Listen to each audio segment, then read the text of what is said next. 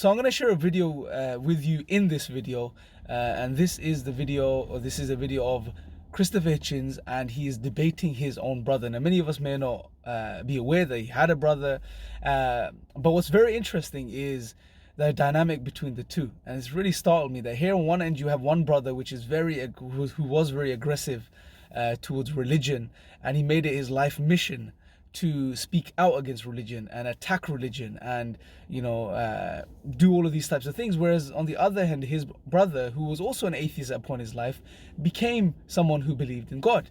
And here they are debating certain ideas with each other. This is near the end of Christopher Hitchens' life, but one thing I also want you to keep an eye on is that what really startled me was that here is a man who spent his entire life fighting literally a moral battle against religion, saying that this was wrong and that was wrong and this was bad and that was evil.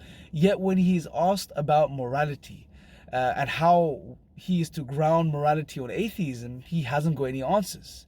He simply says, well, it's based on approximations. That's essentially it. It's just approximate ideas that we have, and near the end of his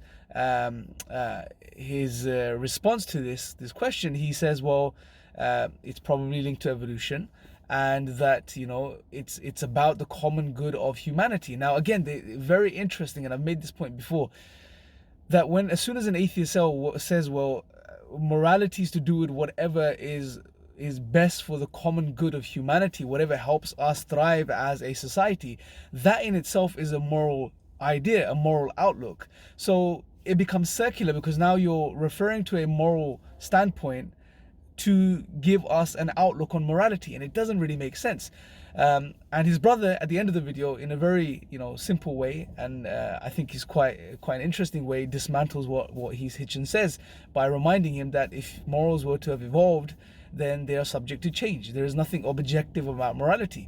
Also, you notice Hitchens doesn't really deal with, or doesn't want to really deal with, the ontological foundations of morality. He's sort of hovers around that point, and then again at some point during his point, when he's making his point, goes into the epistemology of morals and touches upon that. But his brother brings it back to the core point, which is on atheism and naturalism, you cannot have an account to objective morality. And it just shows the absurdity, I guess, of atheism, that here is a man who was a champion of atheism, who literally his job was to morally attack religions, yet when he's asked about his moral foundations, he has no foundations.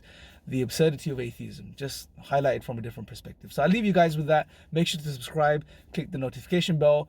Let me know your thoughts in the comment section below after watching the rest of this video, and here is the clip. I think that we're probably doomed to some kind of relativism, or perhaps better say approximation. I mean, who's going to tell me here's a law that's absolutely true and will hold good for all time, and that's been proclaimed scripturally? Well, we might say, thou shalt not kill. I mean, it would be probably the inevitable we'd have to start with that. But it doesn't say in Hebrew, thou shalt not kill. It says, thou shalt do no murder. And everybody knows that there's a real difficulty in deciding when killing is murder, and that the situational ethics of this are very complicated, but are common to all times and places. So different standards prevail at different times and places, but that argument is an open-ended one and will remain so. I'm rather glad, as a matter of fact, for the point of both moral and intellectual and ethical exercise, that you can't just tell someone one thing, that that's right and that's true for all time, there's nothing to argue about. That's why I object to the idea of commandments in the first place. Morality is not learned by orders. Okay? It's acquired by experience, by moral suasion, and by comparing and contrasting different ways of resolving these questions. There are thought crimes in the Ten Commandments. You're told you shouldn't even envy someone else's prosperity or property. Well, from a socialist point of view, that says, you've got to just lump it if people are better off. Even from a capitalist and free enterprise point of view, it says it's basically a crime to emulate. This whole spur of emulation and innovation is possibly a sin. And anyway, it's in the same list as murder as a crime, something you're thinking. Well, I don't think that's an absolute moral truth at all. To the contrary, I think we're better off without it. So, okay, where do we get it? It's perfectly obvious that we happen to be, as other primates are, capable of and needing to make decisions about our common welfare as well as about our own ambition. We happen to be stuck with that. We have about 4 more people I want to get in before we close. But Peter, you want to speak to that quickly, and then I want everybody to be concise. Quickly, yes. The question of conscience, or what Sally referred to as the hardwiring of the brain, seems to me to be one of the most fascinating, unexplored subjects in this matter. And it seems to me to be very, very hard to come up with an atheistic explanation of conscience any more than you could have a compass without a magnetic north. If morality evolves, then morality changes.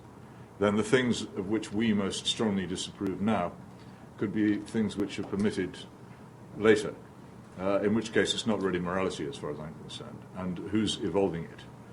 Under what? I love that advertisement they put. Maybe it didn't happen here.